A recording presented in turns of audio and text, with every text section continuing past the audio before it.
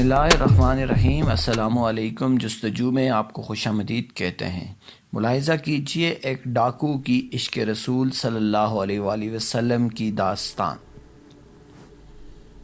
मौलाना मोहम्मद अमीन सफ़दर ओकाड़वी रहमतुल्लाह अलैह अपनी किताब में लिखते हैं, मुझे बिहाड़ी के एक गाँव से बड़ा मोहब्बत भरा ख़त लिखा गया।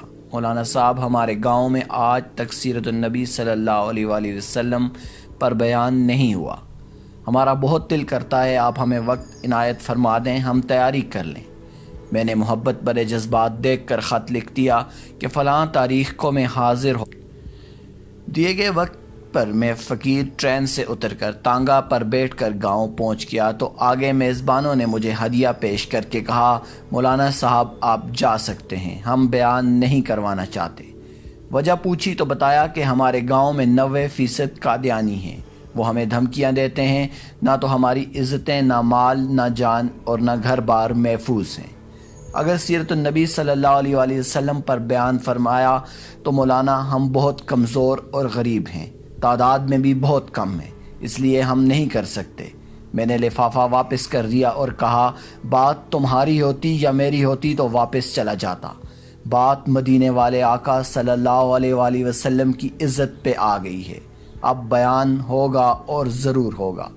वो घबरा गए कि हज़रत आप तो चले जाएंगे, मसला हमारे लिए होगा। मैंने कहा, इस गांव के आस पास कोई डंडे वाला यानी बाअसर या गुंडा है? उन्होंने बताया कि गांव से कुछ दूर नूरा डाकू रहता है,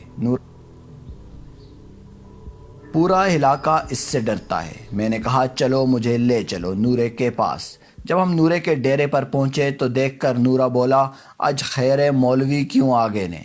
मैंने कहा, बात हुजूर सल्लल्लाहु अलैहि वसल्लम की इज़्ज़त पर आ गई है, तुम कुछ करोगे?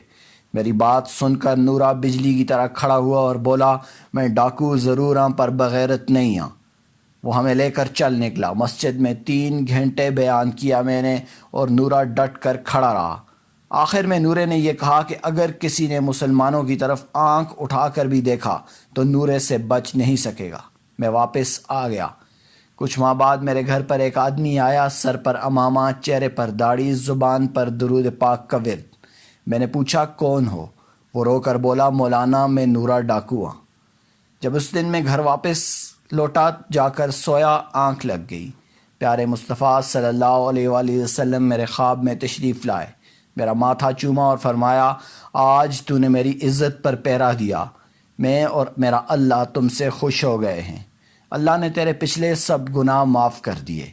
मौलाना साहब, इसके बाद मेरी आंख खुली तो सब कुछ बदल चुका था। अब तो हर वक्त आंखों से आंसू ही खुश्क नहीं होते। मौलाना साहब, मैं अल्लाह का शुक्र अदा करता हूँ कि आपकी वजह से मेरी ज़िंदगी बदल गई, मेरी आखिरत संवर